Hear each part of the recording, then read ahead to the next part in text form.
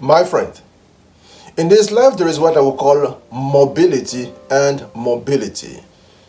Just because you're actually moving doesn't mean you're making any progress. Just because there seems to be any motion as far as the vehicle of your life is concerned doesn't mean you're actually moving towards the right direction or you're moving at all. And this is something key that I would like to actually share with you today. So please grab yourself some comfort food, your notepad, pen or pencil, my friend, sit back and relax. All right.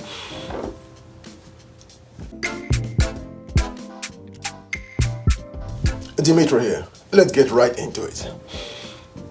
Before talking about mobility, before talking about the fact that yes, there is mobility and mobility, just because you see someone actually moving out there doesn't mean the person is actually moving in the right direction. Or just because you see a person moving doesn't even mean that the person is moving in the right direction. Just because you see a person moving doesn't even mean that the person is moving at all. Sometimes a person is just moving basically in one place, and they think they're actually moving in space. They're actually going from point A to point B. But what they don't seem to understand is that yes, you're just moving in point A, you're just basically jumping up and down, and that movement is not actually movement, actually can move you to get you to the next level. And this is really key to understand. But before I even get to that, I would like just to take the time just to lay the foundation for this discussion. Eight things to consider. First of all, as far as life is concerned, you already know me. I've been saying this for the past few days, for the past few weeks, for the past few months, that yes, we are indeed spiritual beings having a physical experience as opposed to physical beings having a spiritual moment. And this is really key to understand. So this is the foundation. Foundation number one. Foundation number two, there are 8 different levels of intelligence that we have to consider as far as our growth and our ability to wake up is concerned. Let me just break it down for you. There are 8 different levels of intelligence. So first of all, simply called the cognitive intelligence. You go to school to get a degree and so on and so forth to get the skills that can allow for you to actually navigate this in this realm. That's number one. Emotional intelligence, the ability to actually regulate your emotions and be able to actually see how you can grow your emotional intelligence, your EQ, so you can actually relate to others, how they feel about certain things, and how you feel about yourself and how you feel about others, and together you're going to create this tapestry that's going to be known as society. There's also what I call the moral intelligence, basically to be able to understand the moral conduct, the moral code that basically you're supposed to adhere to as far as your particular society or group of people is concerned. And number 3, you're also supposed to understand, of course, what I would call spiritual intelligence, but I will just park it for now, and social intelligence, to be able to actually understand how to navigate society and how to live with people and actually get along. And above and beyond that, the last one I would simply call the KLM, so I would simply call them the kinesthetic intelligence, being the ability to actually understand how to move your body, how to move your limbs, and how to actually be able to understand how to move in time and space as far as society is concerned. And of course, I would call it linguistic intelligence, to be able to actually understand basically how people speak the language in one particular part of the world. You have to understand the different nuances, the different subtleties that you're supposed to be aware of as far as speaking properly is concerned, reading properly is concerned, and of course, and I will simply end with what I will simply call musical intelligence, ability to understand the language of music as far as the world is concerned, and this is also very key. But of all these 8 intelligences, you know, but by now, the most important intelligence, as far as I'm concerned, is the spiritual intelligence, because of course, the foundation is there. We are spiritual beings having a physical experience as opposed to physical beings having a spiritual experience. And because we are spiritual beings, it is important for us to understand the spiritual language, the spiritual intelligence, now to grow in spiritual intelligence in order for it to be moving in the right direction or to be moving at all. That's very key. That's the first foundation I want you to put out there.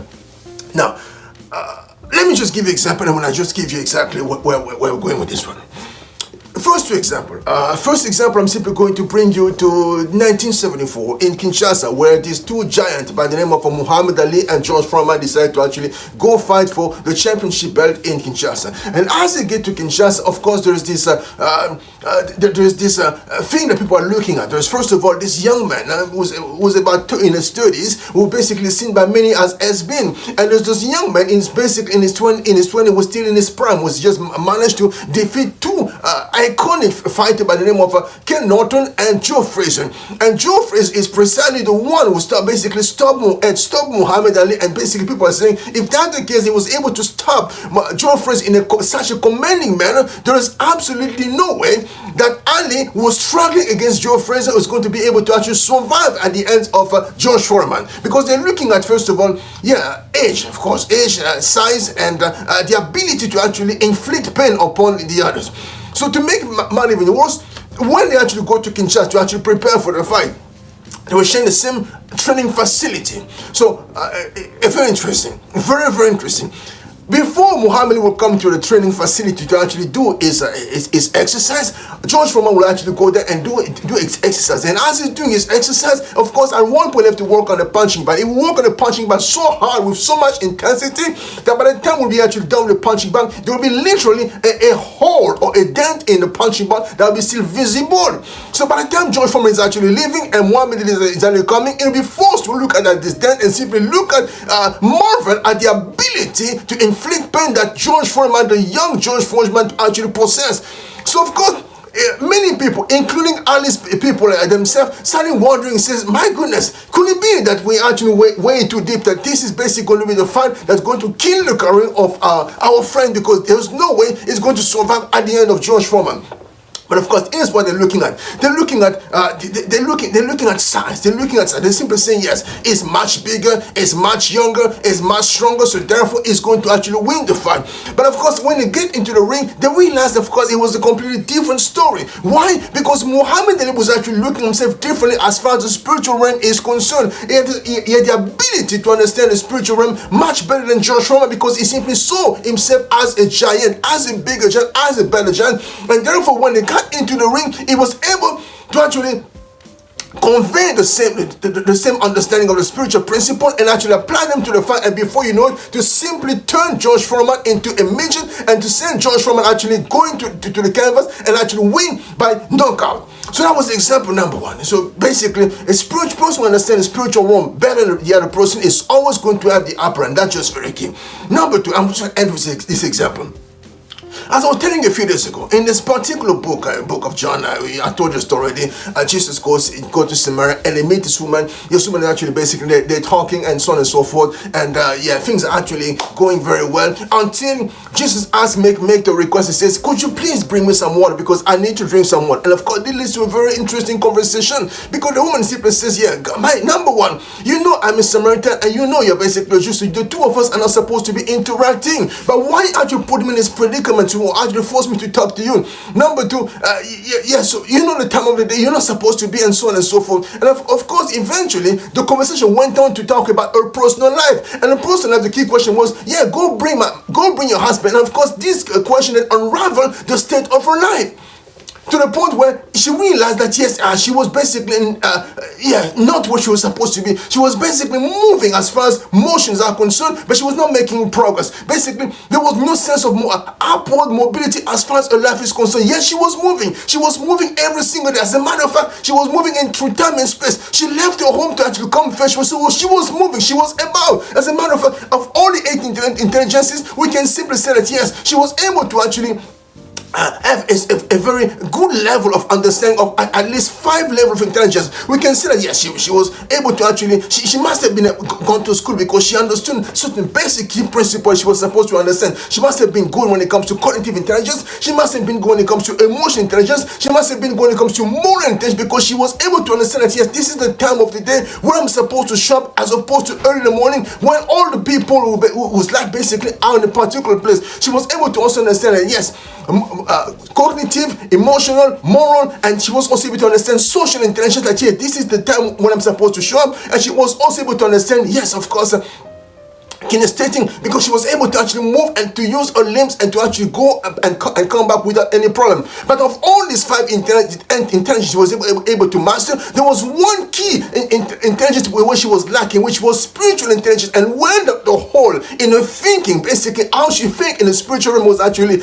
exposed to her, she realized that, my goodness, of all this level of intelligence, it is basically the most important, because I will see myself in the spiritual realm is more important than how I see myself in the physical realm, because whatever I see in the spiritual realm define what I'm going to be doing as far as the physical realm is concerned, and the level of impact I'm going to live as far as my life is concerned. And so when she was able to make the switch, the paradigm shift as far as how she saw herself in the spiritual realm, that's how basically her life was able to be jet propelled from one level to the next. So my friend, why am I telling you this true story? 1974 in Kinshasa, when Foreman was actually fighting against Muhammad Ali, and John 4, when Jesus met the Samaritan woman. Because I want to highlight the fact that of all the 8 intelligences that we have out there, the number one key intelligence you have to focus on is your spiritual intelligence. Because why? Because this is what exactly is going to help you understand how to move within time and space, and actually be gaining ground.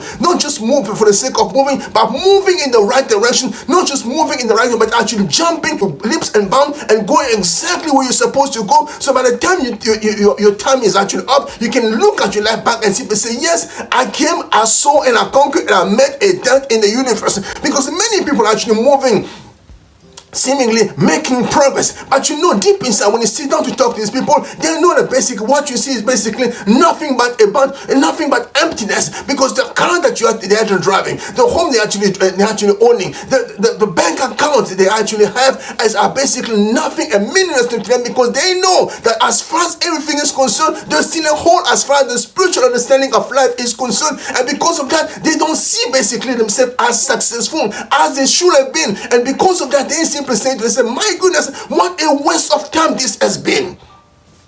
Because don't fool yourself by what you see out there. It is most important. Life is all about success in the spiritual realm. Because once you don't have success in the spiritual realm, you are basically living your life, basically going through a stage of growth, but not actually waking up. And because you're not waking up, you are basically walking around like someone was actually sleepwalking. And before your time is up, you're going to realize, my goodness, you could have been doing so much more than what you actually did, but you didn't do it because simply, as far as your spiritual intention was concerned, you will never come to understand anything about the principle that could have changed your life for the better. All right, my friend, I'm gonna stop here right now.